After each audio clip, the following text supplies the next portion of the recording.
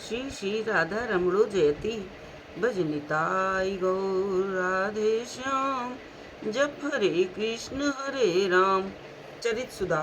श्री श्रीमद राधा रमण चरण दास देव बाबा जी महाशय बड़े बाबा का जीवन चरित्र। मूल बंगला संपादक प्रकाशक श्री रामदास बाबा जी। मुकुंद घोष के घर आम खाने का निमंत्रण। आज श्री मुकुंद घोष के यहाँ सब लोग निमंत्रित हैं। मुकुंद बाबू इन्हें अपने घर ले जाने के लिए बटू बाबू की उद्यानशाला में आकर उपस्थित हैं। पहले ही कहा जा चुका है कि इनके प्रति घोष महाशय और उनकी स्त्री का वात्सल्य भाव है। आज उन्हें पुत्रों के प्रति पितापने का अभिमान हो रहा है। कितने दिनों से घर जाकर कुछ मांगकर खाया नहीं, ये कह वह कर वे दुख प्रकाशित करने लगे। बाबा जी महाशय बोले, पिताजी आज हम अवश्य जाएंगे। आप घर जाकर माँ से अच्छी अच्छी चीज़ें बनाकर तैयार रखने के लिए कह दें। आज अनेक दिनों का भोजन एक साथ ही आकर कर लेंगे। घोष महाशय इतने से ही संतुष्ट न होकर बोली, मैं ये सब सुनना नहीं चाहता, तुम्हें मेरे साथ ही चलना होगा। इसलिए सब घोष बाबू के साथ हो लिए। रस में तनु परम कौतुकी बाबा जी महाशय गाड़ी पर बैठते ही घोष बाबू की वेदना दूर करने को बालक की भांति बोले, पिताजी आज हमें क्या क्या खिलाएंगे? आज बड़ी भूख लगी है, घर पहुँचते ही कुछ खाने को मिलना चाहिए। जेठ का महीना है, आम और दूध तो होगा ही, और भी बहुत से द्रव्य खाने को देने होंगे इत्यादि। घोष महाशय आनंद विभोर हो गदगद कंठ से कहने लगे, भाई सब कुछ है तो तुम्हारा ही है, मैं तो निमित्त मात्र हूँ। अपनी माँ के पास चलो, फिर देखा जाएगा। इस प्रकार कथन करते करते घोष महाशय के घर आ पहुँचे। इधर घोष बाबू की वात्सल्यमयी पत्नी ने निश्चय कर रखा है कि बाबा जी महाशय के अपने घर पर आने पर उनसे सहज संलाप न करेंगी। बाबा जी महाशय माँ के अभिमान युक्त भाव को समझ पहले ही उसका प्रतिविधान करने लगे। घर पहुँचते ही बालक की भांति व्याकुल हो कहने लगे, माँ बड़ी भूख लगी है, शीघ्र कुछ खाने को दो।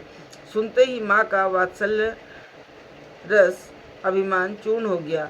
जल्दी जल्दी ठाकुर जी के नाना प्रकार के प्रसादी द्रव्य रबड़ी संदेश प्रभृति बांटकर प्रत्येक को एक एक द्रव्य बलपूर्वक खिलाने लगी। बाबा जी महाशय और उनके साथी बालक की भांति माँ से खाने के लिए अनिच्छा प्रकट करने लगे। इस प्रकार बड़े आनंद से सबने बाल भोग प्रसाद सेवन कर विश्राम किया। इधर भोग राग की तैयारी होने लगी। इतने में घोष बाबू बाजार से कुछ बड़े बड़े फजली आम ले आए और बोले, इनका बाल भोग अभी लगाकर इन्हें दो। घोष पत्नी ने पुफल्लित तो आमों का भोग ठाकुर जी के आगे प्रस्तुत किया। घोष बाबू जिस कमरे में बाबा जी महाशय विश्राम कर रहे थे, वहां जाकर उनसे नाना प्रकार से प्रेमालाप करने लगे। थोड़ी ही देर में घोष पत्नी एक पत्थर के थाल में आम लेकर आई और बाबा जी महाशय के सम्मुख रख एक आम उनके मुख में दे दिया। बाबा जी महाशय के मुख में आम देखते ही रामदास के हृदय में न जाने किस अपूर्व भाव का उदय हुआ। झट दौड़कर बाएं हाथ से बाबा जी महाशय का गला पकड़कर आम अपने मुंह में दबा लिया। सख्य रस की मूर्ति बाबा जी महाशय ने रामदास को गोद में बिठा लिया। कैसा अपूर्व दृश्य है, कैसा अनिवर्चनीय सख्य रस का खेल, कैसा मधुर भ्रातृ वात्सल्य। एक आम की दोनों मुंह से पकड़े हैं, एक ही आम को दोनों मुंह से पकड़े हैं। दोनों के नेत्रों में प्रेमाश्रु डबडबा रहे हैं। दोनों का शरीर पुलकायमान हो रहा है। दोनों किसी अपूर्व भाव राज्य में प्रवेश कर गए हैं। किसी को भी बाह्य स्मृति नहीं। उसी समय घोष बाबू ने पद आरंभ किया।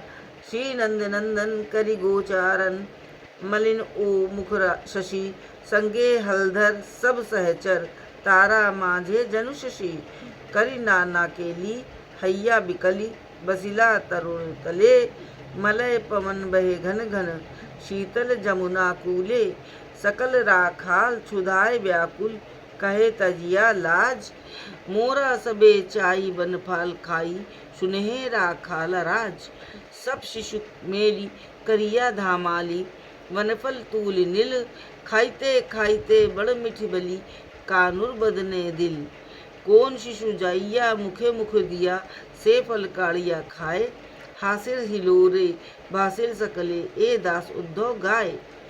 श्री नंद नंदन का मुखारविंद गोचारण लीला के बाद म्लान हो रहा था। उनके साथ थे बलराम और सखागण। उन सबके बीच वे तारागणों में चंद्रमा के समान शोभा पा रहे थे। नाना प्रकार की लीला कर वे विकल हो एक तरु के तले बैठ गए। यमुना का किनारा है, शीतल सुगंधित पवन बह रहा था। ग्वाल बाल सुधा से व्याकुल थे।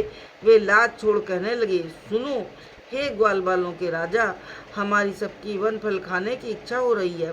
इतना कहे सबने धमाका चौड़ी मचाई और तोड़ लाए बहुत से वनफल। उन्हें खा खा कर जो मीठे लगे कन्हैया के मुख में देने लगे। एक सखा उनके मुख से अपना मुख लगा, उनके मुख से फल निकाल कर खाने लगा। हंसी का फुहारा छूट पड़ा, जिसमें सबके सब तराबोर हो गए। गीत और हृदय का भाव एक हुआ। अब संभाले कौन। बाबा जी महाशय अचेतो भूमि पर लेट गए। दांत जुड़ गए और शरीर धनुष के समान टेढ़ा हो गया। घोष बाबू बार बार वही पद गाने लगे। धीरे धीरे बाबा जी महाशय के साथी भी आकर उस गान में सम्मिलित हुए। आनंद की अवधि न रही। कीर्तन की ध्वनि सुन अनेक लोग आंगन में आ गए। बालक, वृद्ध, स्त्री, पुरुष सभी बाबा जी महाशय की ये अवस्था देख विस्मय सागर में डूब गए। उस धनुषाकार शरीर में कभी कंप, कभी पुलक, कभी स्वेद और कभी वैवर्ण होने लगा। कुछ देर बाद बाबा जी महाशय अर्धवाह्य अवस्था को प्राप्त कर नाना प्रकार के सख्य रस के पद गाने लगे। रस और लीला जैसे मूर्तिमान हो गए। आबाल, वृद्ध और युवक जो भी वहां उपस्थित थे, किसी को वाह्य स्मृति न रही। सभी मानो यमुना के तट पर किसी वृक्ष के नीचे वन भोजन लीला में प्रविष्ट थे। कीर्तन के पश्चात आम का थाल ले बाबा जी महाशय एक एक भक्त के मुंह में आम दे स्वयं उसका अमृत अधरामृत पान करने लगे और स्वयं एक आम खा दूसरों को वही खिलाने लगे। इस प्रकार परम आनंद पूर्वक लगभग 12 बजे का समय हो आया। तब घोष महाशय और उनकी पत्नी के अनुरोध से कीर्तन समाप्त कर और महाप्रसाद ग्रहण कर सब लोग विश्राम करने लगे। अपराह्न बहुत से भक्तों के साथ तत्व कथा में व्यतीत हुआ। क्रमशः रूप, अभिसार और मिलन कीर्तन में रात्रि के 11 बज गए। आनंद पूर्वक रात्रि व्यतीत हुई। दूसरे दिन वहां से चलने के लिए प्रस्तुत हुए। उसी समय घोष महाशय और उनकी पत्नी आकर एक दिन और रुकने के लिए आग्रह करने लगे। उनके स्नेह अनुरोध के कारण बाबा जी महाशय को उस दिन वहीं स्नान, आविक, महाप्रसाद आदि समापन कर दोपहर को विश्राम करना पड़ा। जय जय श्री राधे, जय हो बड़े बाबा की।